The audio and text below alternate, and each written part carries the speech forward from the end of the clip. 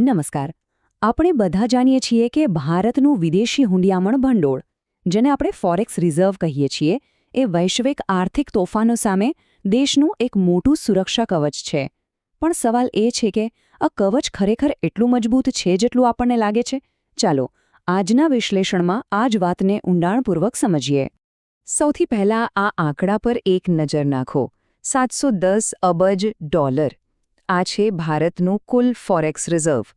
આટલો મોટો આંકડો જોઈને એક જાતની સુરક્ષાની લાગણી થાય છે ખરું ને? એવું લાગે કે ભાઈ કોઈ પણ આર્થિક મુશ્કેલી આવે આપણે તૈયાર છીએ. પણ અહીંયા જ કહાનીમાં એક ટ્વિસ્ટ છે. તાજેતરમાં HSBCના એક વિશ્લેષણ મુજબ આ જે મોટો આંકડો દેખાય છે ને, એ કદાચ આખી હકીકત નથી. તો પછી સવાલ એ છે કે શું આ સુરક્ષા કવચ ખરેખર પૂરતું છે? તો ચાલો આ $710 અબજ સવાલને જરા બારીકાઈથી સમજીએ, કારણ કે હાલમાં જે વૈશ્વિક દબાણો છે અને આપણા દેશમાંથી જે રીતે વિદેશી રોકાણ બહાર જઈ રહ્યું છે, તેના કારણે આ સુરક્ષા કવચની અસલી પરીક્ષા થઈ રહી છે. જુઓ, અત્યારે ભારતીય અર્થવ્યવસ્થા પર ચારે બાજુથી દબાણ છે. પશ્ચિમ એશિયામાં જે તણાવ ચાલી રહ્યો છે, એના લીધે ક્રૂડ ઓઇલના ભાવ આસમાને પહોંચી ગયા છે. એ જ સમયે વિદેશી રોકાણકારો પણ ધડાધડ પૈસા પાછા ખેંચી રહ્યા છે. વિચારો, ખાલી માર્ચ 2026માં જ $12.1 અબજ દેશની બહાર ગયા. આ બધાની સીધી અસર આપણા રૂપિયા પર પડી રહી છે, જે સતત નબળો પડી રહ્યો છે, અને એટલે જ આ ફોરેક્સ રિઝર્વનું મહત્વ પહેલાં કરતાં ઘણું વધી ગયું છે. તો પછી આ $710 અબજ આંકડામાં ખરેખર છે શું? એ સમજવા માટે આપણે એને તોડીને જોવું પડશે. આખી તિજોરી શેનાથી ભરેલી છે અને કોઈ મુશ્કેલીના સમયે તેમાંથી ખરેખર શું વાપરી શકાય છે? આપણું આ ફોરેક્સ રિઝર્વ છે ને, એ મુખ્યત્વે 4 વસ્તુઓથી બનેલું છે. સૌથી મોટો અને સૌથી કામનો હિસ્સો એટલે કે લગભગ 78% એ વિદેશી ચલણ છે.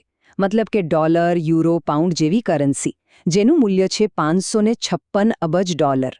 એ પછી આવે છે સોનું, જે લગભગ 18% છે. બાકીના નાના હિસ્સામાં IMF સાથે જોડાયેલી કેટલીક અસ્કયામતો છે. પણ એક વાત યાદ રાખવા જેવી છે, રૂપિયાને બચાવવા માટે રોજબરોજ જે કામ આવે છે, એ તો પેલું વિદેશી ચલણ જ છે.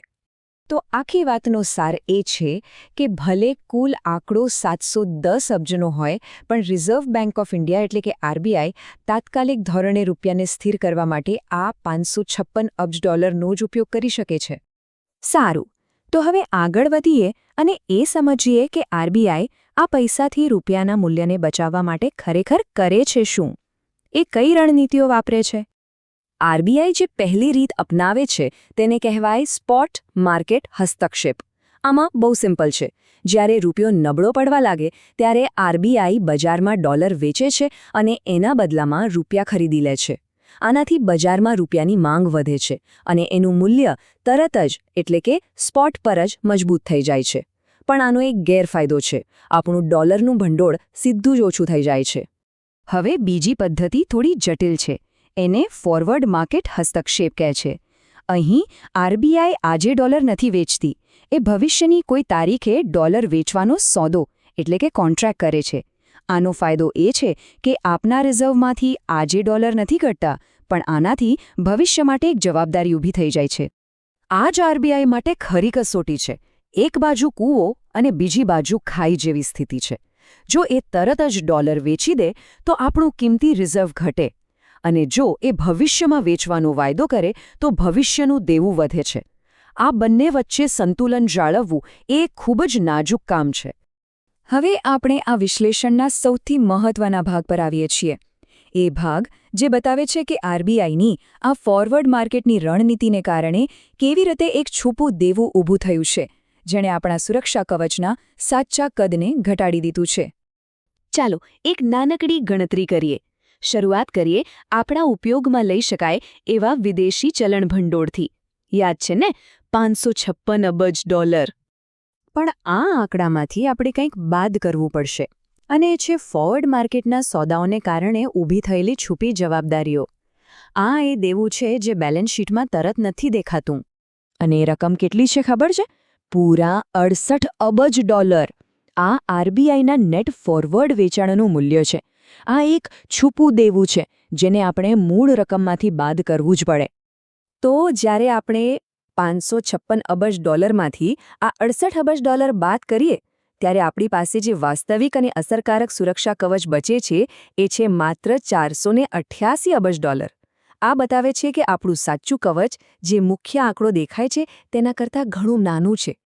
આરબીઆઈ ગવર્નર શક્તિકાંત દાસનું આ વાક્ય આ પરિસ્થિતિને બરાબર સમજાવે છે.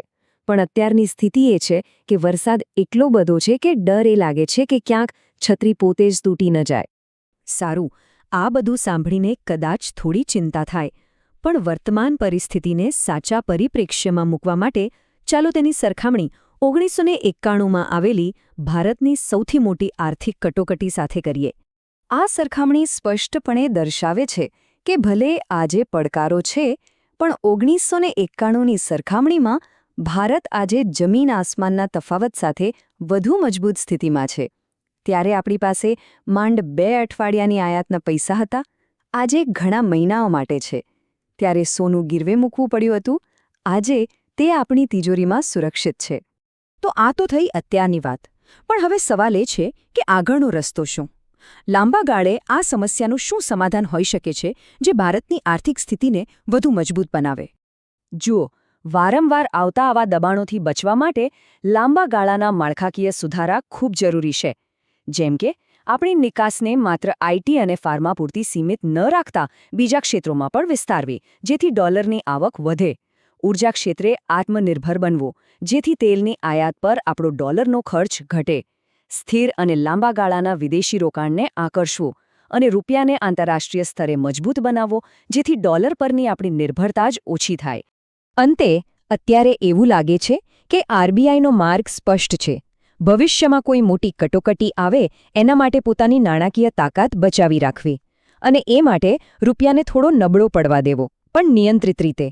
આને કહેવાય કંટ્રોલ્ડ ડેપ્રિસિએશન, એટલે કે નાની નાની લડાઈઓ હારીને મોટું યુદ્ધ જીતવાની તૈયારી. અને આ જ આપણને એક અંતિમ અને સૌથી મહત્વના સવાલ પર લાવીને મૂકે છે. શું અત્યારના આ વૈશ્વિક પડકારો અને સંકોચાતું સુરક્ષા કવચ ભારત માટે એક તકમાં ફેરવાશે? શું આ પરિસ્થિતિ ભારતને ભવિષ્યમાં વધુ મજબૂત અને ખરા અર્થમાં આત્મનિર્ભર બનવા માટે પ્રેરણા આપશે? આનો જવાબ તો આવનારો સમય જ આપશે.